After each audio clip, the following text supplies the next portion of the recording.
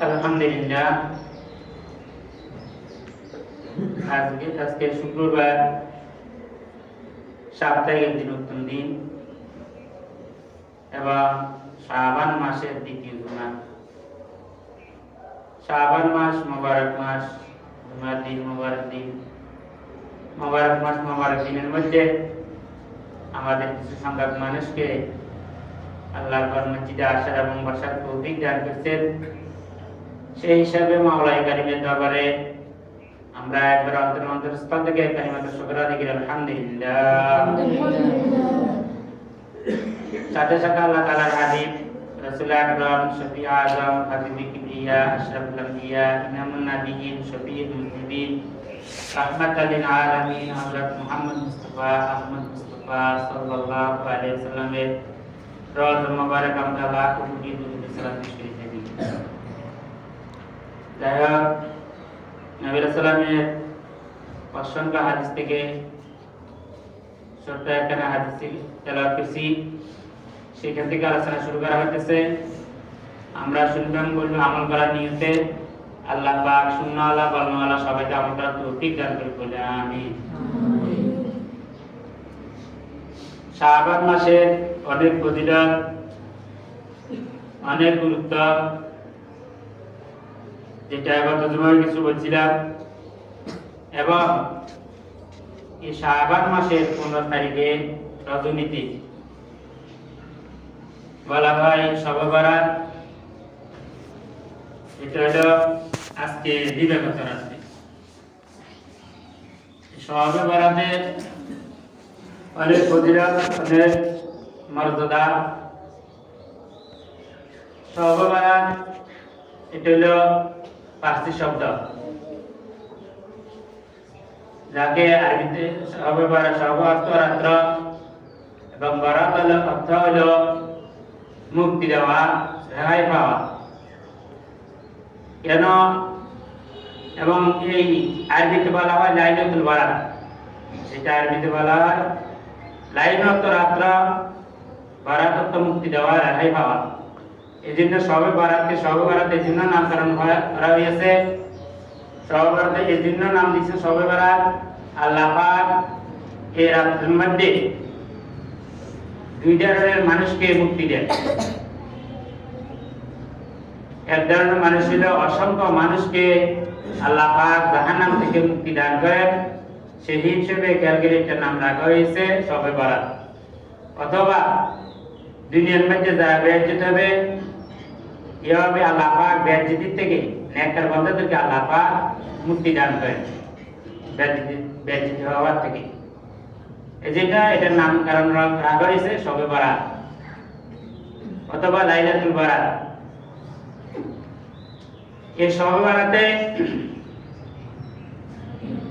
আল্লাহ পাক কি কি বান্দাদেরকে দিয়ে থাকে বলা হইতেছে যে আগামী 1 বছরের বাজেট এই শবে বরাতের রাত্রে আল্লাহ পাক দেন। যেমন হাদিস শরীফের মধ্যে আছে, নবী সাল্লাল্লাহু আলাইহি ওয়াসাল্লাম বলেছেন, ক্বালা রাসূলুল্লাহ সাল্লাল্লাহু আলাইহি ওয়াসাল্লাম, ফিহা কুল্লু মাওলুদিন বনি আদম ফি হাযিহিস সানা ওয়া ফিহা আয়াতুবা কুল হালিকিন বনি আদম ফি হাযিহিস সানা ওয়া ফিহা আমালুহুম ফি আয়াতুবা ফি হাযিহিস সানা ওয়া ফিহা তারযুকু আবিয়া আয়াতুবা ফি হাযিহিস সানা। নবী সাল্লাল্লাহু বলছেন যে এই 1 বছরে, আগামী 1 বছরে কতগুলা বনি আদম জন্মগ্রহণ করবেন। কুল্লু মাউলুদিন আয়াতুবা কুল্লু মাউলুদিন বনি আদম ফি হাযিহিস সানা। আগামী 1 বছরে কতগুলা বনি আদম জন্মগ্রহণ করবেন, আল্লাহ পাক ওই জন্মগ্রহণটা এর রাতের মধ্যে বরাদ্দ করেন।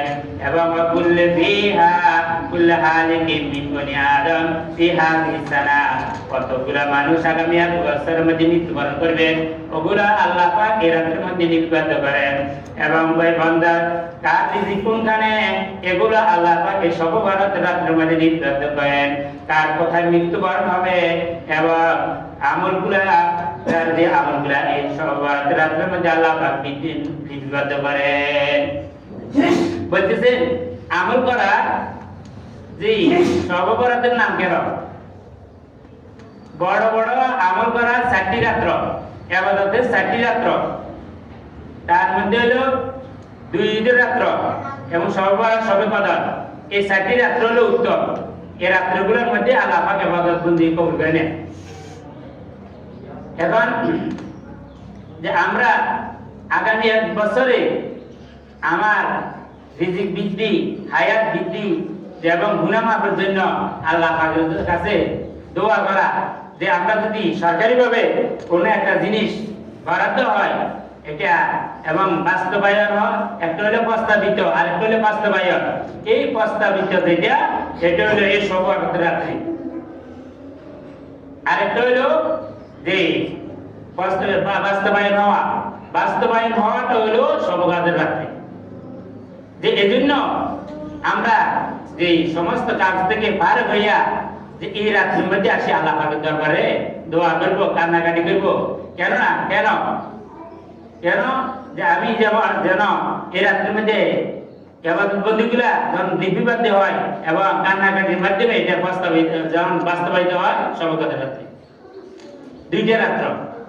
এজন্য যে এই রাত্রগুলোর মধ্যে যতগুলো আমল আছে, যে এই হাদিসের মধ্যে আছে, নবী সাল্লাল্লাহু আলাইহি ওয়াসাল্লাম বলেছেন যে আমি যে হাদিসটা তেলাওয়াত করছি, হাদিসটা ইবনে মাজাহ শরীফের হাদিস, হাদিসটা বর্ণনা করেন হযরত আলী রাদিয়াল্লাহু তাআলা আনহু।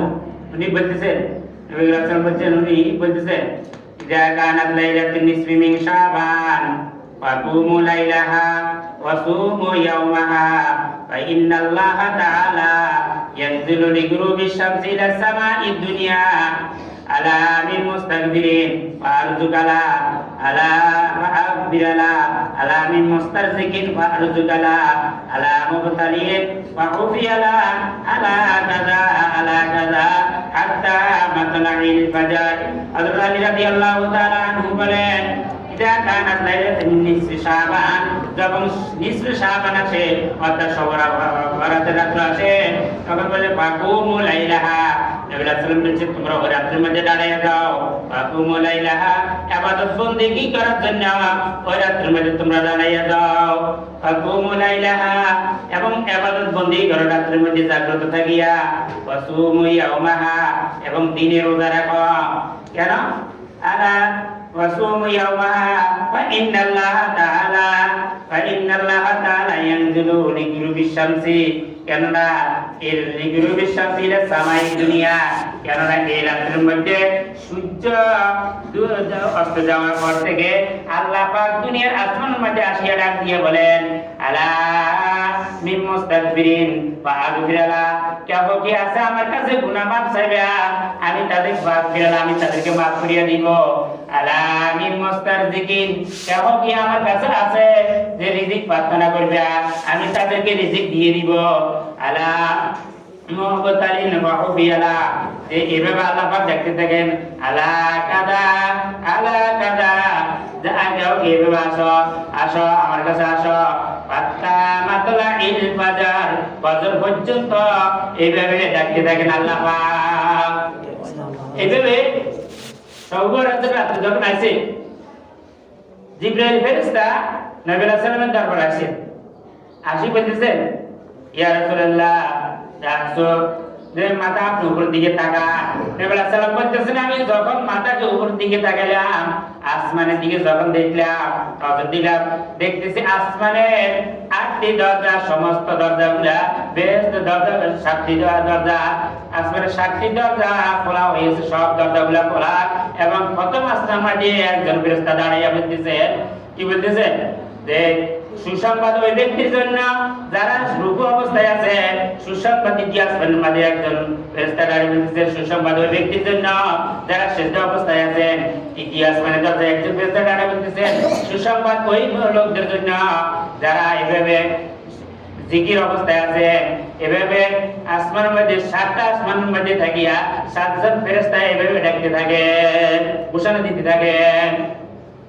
এভাবে নবী রাসূল বলছেন এই সুসংবাদগুলা যে যারা এই রাত্রের মধ্যে ইবাদত বন্দী করে এদের জন্য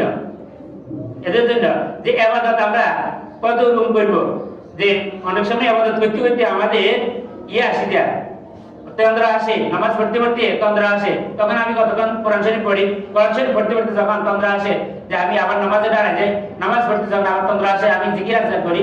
এভাবে ইবাদতের মূলনীতি যে ফজর পর্যন্ত এই বেশিরভাগ হাদিসের মধ্যে আছে। কোরআন শরীফ আয়াত ইন্না নাশিয়াতাল লাইলি হিয়া আশাদ্দু ওয়া মুকিলা, আল্লাহ পাক বলতেছেন রাতের শেষ অংশে তোমরা ইবাদত বندী করো, যে ঘুম যাওয়ার পরে কিছুক্ষণ পরে আসি ইবাদত বندী করো। যে আমি যদি এরপর ঘুম আসি যায় তন্দ্রা অবস্থায় আমার ইবাদত করার দরকার নাই, যে ভুলভাল হতে পারে কিছুক্ষণ ঘুম যাই আবার ঘুমও রাত্রির মধ্যে একটা ইবাদত, যে ঘুমের পরে আবার আসি আমি ইবাদত বندী করি শুরু করে দিই। যেজন্য ইবাদতের মধ্যে কয়েকটা ভাগ আছে। এই সওগাতের রাতের মধ্যে তিনটা সুন্নাত বলছে। আয়েশা রাদিয়াল্লাহু তাআলা আনহা হতে বর্ণিত যে নবী সাল্লাল্লাহু আলাইহি ওয়াসাল্লাম বলেছেন যে এই তিনটা সুন্নাত সওগাতের মধ্যে আমরা করণীয় কি? এক নম্বর হলো যে রাত্রে জাগি ইবাদত করা, দ্বিতীয় দিনে কি করা? রোজা রাখা, তিন নম্বর হলো কবর জিয়ারতের করা কথা এই রাতের মধ্যে আছে। যে মুদ্দাতের উপরে সওয়াব বকশিশ করা আছে এই রাতের মধ্যে। যে নবী সাল্লাল্লাহু আলাইহি ওয়াসাল্লাম আয়েশা রাদিয়াল্লাহু তাআলা আনহা থেকে বর্ণিত যে নবী সাল্লাল্লাহু আলাইহি ওয়াসাল্লাম একদিন রাতে আয়েশা রাদিয়াল্লাহু তাআলা আনহার কাছে গেছেন, জামা কাপড় খুলবেন, এ সময় আবার বাইরে চলে গেছেন। আয়েশা রাদিয়াল্লাহু তাআলা আনহা নবী সাল্লাল্লাহু আলাইহি ওয়াসাল্লামের পিছনে পিছনে আবার যাইতেছেন। যাওয়ার পরে দেখতেছেন যে নবী সাল্লাল্লাহু আলাইহি ওয়াসাল্লাম কবরস্থানে যাই কবর জিয়ারত করছেন। আয়েশা রাদিয়াল্লাহু তাআলা আনহা আবার এখান থেকে ফিরে আসেন। ফিরে আসার পরে দেখতেছে আয়েশা রাদিয়াল্লাহু তাআলা একজন দৌড়ি আসেন, এখনো যে হ্যাঁ হাঁপাইতেছে না। এখন নবী সাল্লাল্লাহু আলাইহি ওয়াসাল্লাম বলছেন, আয়েশা তুমি কোথায় গেছিলা? আয়েশা রাদিয়াল্লাহু তাআলা আনহা বললেন, ইয়া রাসূলুল্লাহ আমার পিতামাতা আপনার উপর কুরবান হোক, যে আমি আপনার উপরে দুশ্চিন্তা হইলাম, আমি মনে করলাম আজকে রাত্রে তো আপনি আমার ঘরে আসলেন, এরপর আবার কেন চলে গেলেন? আমি মনে করলাম আল্লাহর পাকের কোনো হুকুমে নাকি আপনি আবার কোনো অন্য সতীনের ঘরে চলে গেছেন নাকি, আমি এই জন্য ভয়ে চিন্তা করি আপনি পিছনে চলে গেলাম। দেখি না তার বিপরীত আপনি দেখতেছি যে কবরের মধ্যে যাই কবরগুলো জিয়ারত করতেছেন, জান্নাতুল বাগের মধ্যে যাই কবরগুলো জিয়ারত করতেছেন। নবী সাল্লাল্লাহু বললেন, ইয়া আয়েশা তুমি এই কথা মনে করলে নাকি তোমার উপরে আল্লাহ এবং আল্লাহর রাসূল তোমার উপরে জুলুম করবে? এই কথা তুমি কখনো? আমি আয়েশা রাদিয়াল্লাহু তাআলা আনহা বললেন, আমি তো তাই মনে করলাম। নবী সাল্লাল্লাহু আলাইহি ওয়াসাল্লাম বললেন, না, যে আমাকে আমি যখন জামা কাপড় দিব জিবরাইল আমিন ফেরেশতা তখন আসি বললেন, ইয়া রাসূলুল্লাহ আজকে আল্লাহ পাক এমন একটি রাত্র যে রাতের মধ্যে বনি গোত্রের বকরি পরিমাণ ছাগল পরিমাণ আল্লাহ পাক দুনিয়ার বান্দাদেরকে মাফ করিয়ে দিবেন। তখন আমি যাই ওই কবরের মধ্যে যাই, বনি আদমের কবরগুলো জিয়ারত করলাম।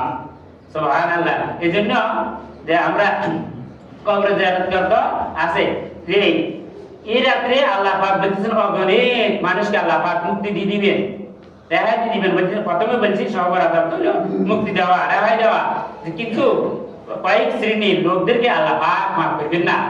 এবার তওবা ছাড়া এই কয়েক শ্রেণীর মধ্যে একজন হলে কি এক গ্রুপ, তওবা ছাড়া মাফ করেন এক গ্রুপ হলে কি হিংসু, মুশরিক, হিংসু, পিতামাতার অবাধ্যকারী সন্তান এবং আত্মীয়তা ছিন্নকারী, মদখোর, জেনাখোর, ব্যভিচারী, এই লোকগুলোকে আল্লাহ পাক মাফ করবেন। এবং আপনি নিচে দুঃখী পরিধানকারী এই লোকগুলোকে আল্লাহ পাক মাফ করবেন না। কেন? মুশরিক যারা আছে আল্লাহ পাকের সাথে শিরক করা, আল্লাহ পাক বলতেছেন যে আল্লাহ পাকের সাথে যারা শিরক করবে আল্লাহ পাক এক এবং একক। আল্লাহ পাকের সাথে যারা শিরক করবে আল্লাহ পাক শিরক ব্যতীত অন্য সমস্ত গুনাহগুলো মাফ করে দিন, কিন্তু শিরক গুনাহ মাফ করবেন না। আল্লাহ পাক বলেছেন, কুল হুয়াল্লাহু আহাদ আল্লাহুস সামাদ লাম ইয়ালিদ ওয়া লাম ইউলাদ ওয়া লাম ইয়াকুল লাহু কুফুয়ান আহাদ। নবী আপনি বলে দেন কুল হুয়াল্লাহু আহাদ, আল্লাহ এক এবং একক। আল্লাহ পাকের সাথে কাউকে শরীক করা হবে যাবে না। লাম ইয়ালিদ ওয়া লাম ইউলাদ ওয়া লাম ইয়াকুল লাহু কুফুয়ান আহাদ।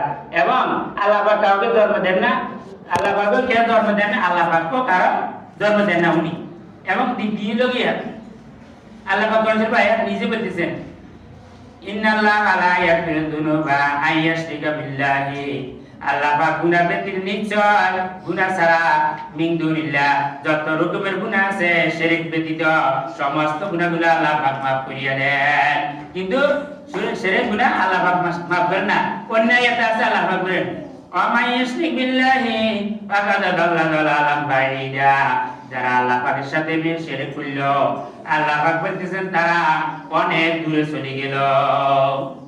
এজন্য আল্লাহ লম্বা কথা আছে শিরক সম্পর্কে, আল্লাহ পাক যদি বিজ্ঞান করে অন্য সময় বলবো। এবং দ্বিতীয় কথা বলছে কি, হ্যাঁ, মুশরিক হিংসুকের গুনাহ আল্লাহ পাক মাফ করেন না। ইয়া যে হিংসুক দুই ধরনের হতে পারে। একটা হলো যে এই ব্যক্তি কেন আমার থেকে উপরে উঠে যেতেছে, কেন বাড়ি যেতেছে, ধন সম্পদ কেন বাড়িতেছে, অথবা আল্লাহ পাক কেন আমার উপরে এত বিপদগুলো দিতেছে, আমার ছেলের অসুখ মেয়ের অসুখ, যে এইভাবে আমার বিপদ একটার উপরে একটা আসতেছে, এই ব্যক্তিকে দেখতেছি কোনো বিপদ নাই।